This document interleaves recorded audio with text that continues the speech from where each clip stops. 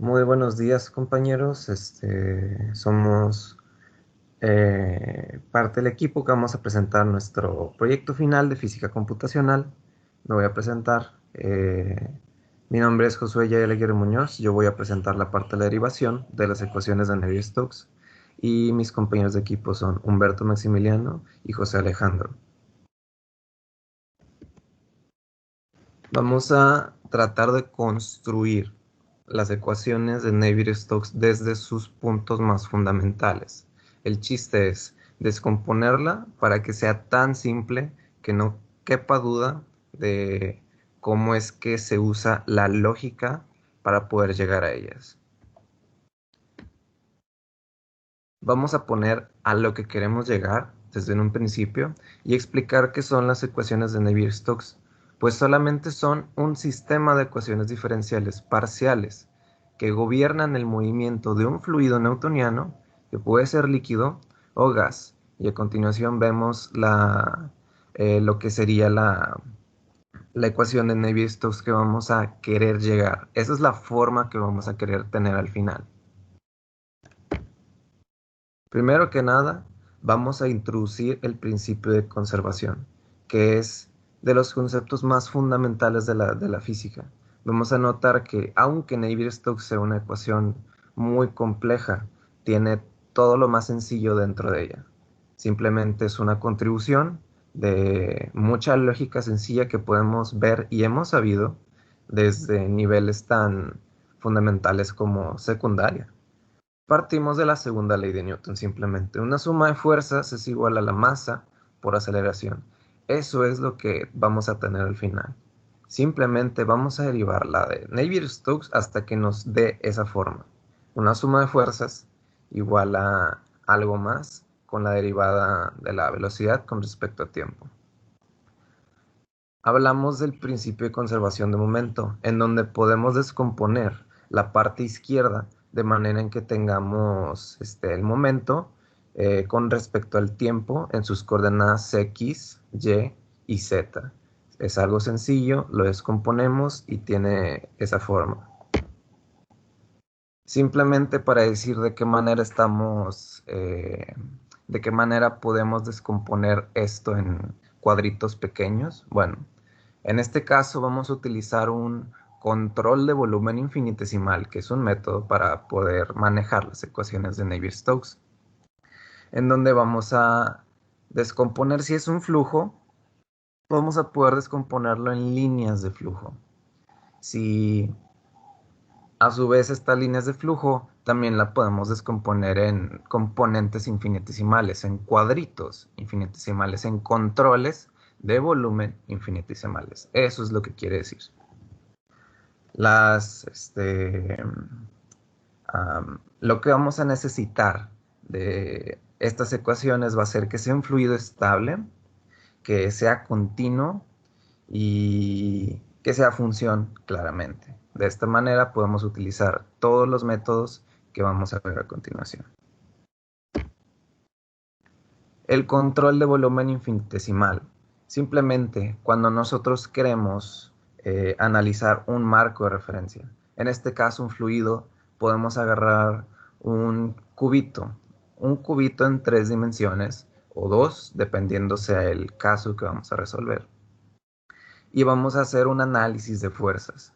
Simplemente vamos a descomponer lo que son los componentes del momento en este cubito y al final vamos a tener que por este cubo existe un flujo, así como lo dije en la presentación anterior, en la diapositiva anterior, perdón.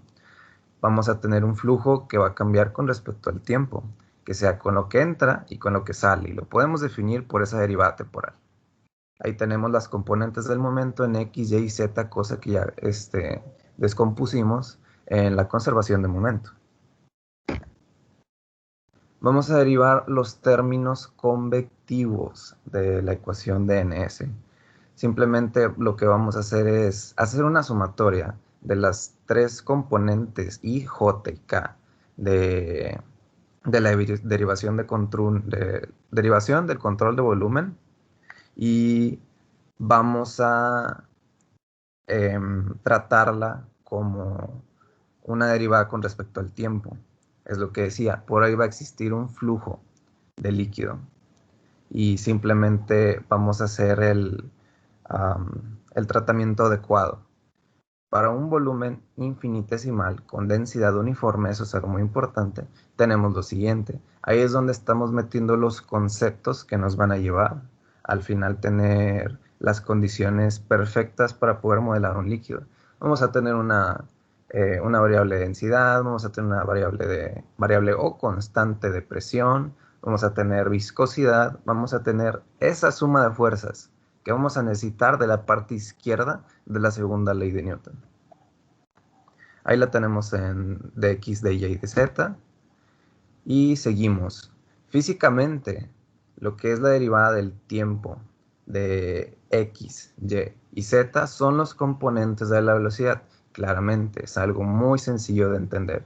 Simplemente tenemos velocidad en x, velocidad en y y velocidad en z. Cosa que es coherente con el movimiento del fluido, claro.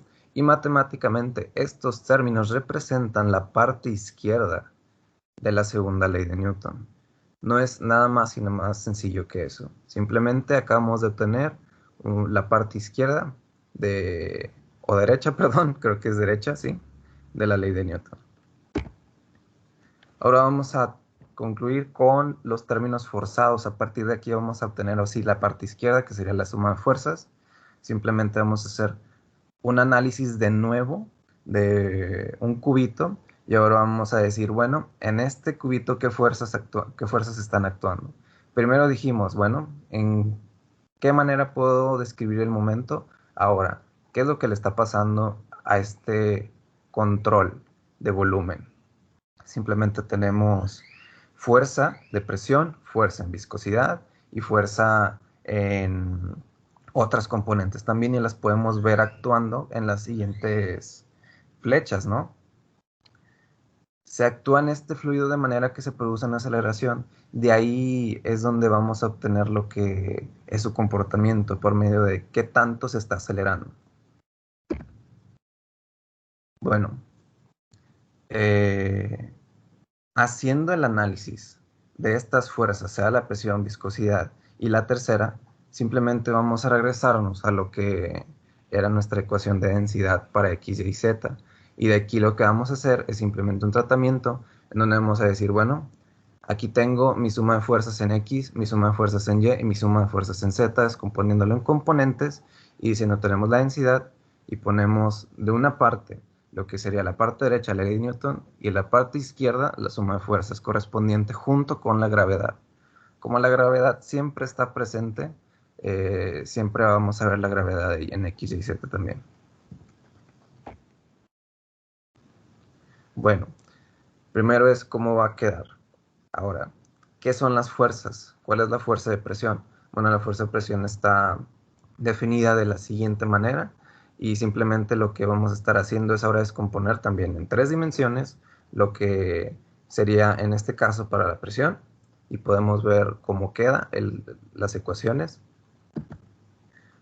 Y ahora para la viscosidad, que se define de la siguiente manera para un volumen, y ahí puedo decir que sustituimos estas relaciones en las ecuaciones de cambio de momento. ¿Por qué cambio de momento? Bueno, porque en esta parte vamos a utilizar cambio de momento porque está dentro de lo que es la fuerza de viscosidad. Bueno, ahora ya sabemos que significan dos. Tenemos lo que es la viscosidad y tenemos lo que es la presión. Y obtenemos las siguientes relaciones con respecto a fórmulas que nosotros ya sabemos o hemos buscado de lo que significan. Por ejemplo, por eso tengo ahí que la fuerza de viscosidad significa lo siguiente, porque es una fórmula que ya hemos visto con anterioridad. Bueno, las ecuaciones de Navier-Stokes son una suma de fuerzas. Aquí es donde concluyo, en donde ya obtuve lo que son las 3 fuerzas que van a actuar, lo que es la suma de fuerzas total, y puedo decir que matemáticamente estos términos representan la parte izquierda, lo que es la suma de fuerzas. Concluyendo, ya tengo lo que es la segunda ley de Newton. Simple y sencillamente, todas las ecuaciones que vimos anteriormente se pueden simplificar como una suma de fuerzas igual a la derivada del momento con respecto al tiempo y una aceleración. Bueno, otra manera de ver esta lógica, que es igual de válida, es definir una aceleración en un punto en un flujo U para un tiempo t, cosa que es exactamente igual partiendo de la segunda ley de Newton, pero simplemente aquí es como un tratamiento eh, más teórico, más que nos puede ayudar a definir un paso eh, que sería más aplicable en lo que sería un método numérico. Yéndome rápido, simplemente es definir el cambio en la posición del flujo no. Ahí podemos ver que estamos definiendo cómo se define una aceleración, ¿no? Un cambio de momento, simplemente una derivada con respecto a la posición. El cambio de la velocidad en este pequeño intervalo es la aceleración de un elemento fluido. Y ahora, recordando lo que es una densidad, porque vamos a tener un cubito con una cierta densidad, y vamos a tener esta masa encerrada en una superficie. Y ponemos la masa de un fluido encerrada en una superficie, estamos hablando de un volumen. En este volumen existe una densidad volumétrica, pero vamos a hacer uso de un teorema matemático fundamental, en donde vamos a decir una integral encerrada en una superficie es igual a cero, por continuidad, y simplemente por facilidad es que usaremos esta condición. Ahora simplemente tenemos una densidad, tenemos la notación que vimos en la diapositiva anterior y simplemente la recordamos y obtenemos la ecuación de continuidad.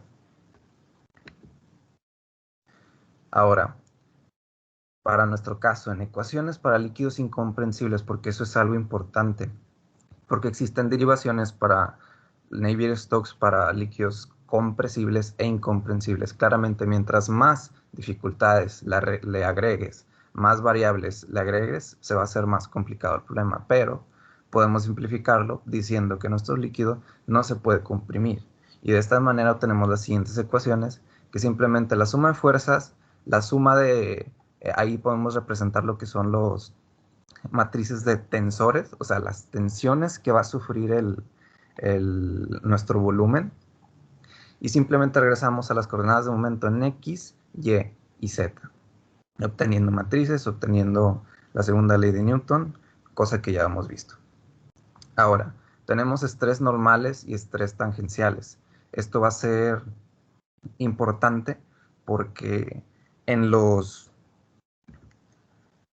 coordenadas que vamos a tener una condición en que si los estreses son paralelos, vamos a tener estreses normales, y si no son paralelos, vamos a tener estreses tangenciales. ¿Esto qué es? En que si las coordenadas x, y, bueno, los subíndices, disculpe, son iguales, son normales. Si son diferentes, son tangenciales. Esa va a ser la condición que vamos a obtener.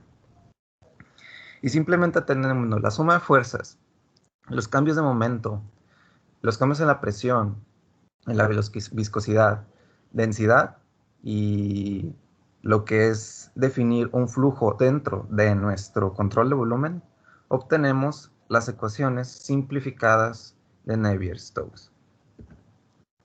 Podemos concluir en que el derivar estas ecuaciones es fundamental para entender las variables que participan en la expresión matemática. No es nada más sencillo que la segunda ley de Newton. Cómo podemos partir de un solo, un solo elemento de una construcción para llegar a la construcción completa o tan complicada como queramos. Simplemente no es nada más no es nada más complicado el comprender las ecuaciones de Navier-Stokes que pensar en una suma de fuerzas y un cambio en el momento. Y eso sería todo por mí, por la derivación en Navier-Stokes. Muchas gracias.